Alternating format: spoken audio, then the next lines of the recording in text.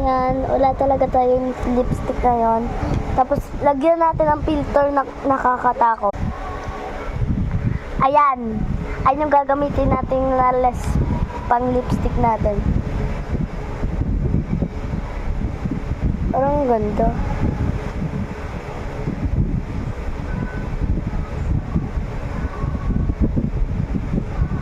Hindi ko may lip gloss. Tapos mamaya, pagkatapos na ito, ayan, tapos na guys. Thank you, ate. Ate ko nagbigay sa akin nito. Kasi wala nang tinta. Kaya, kinuha ko na lang. Ang ganda, oh.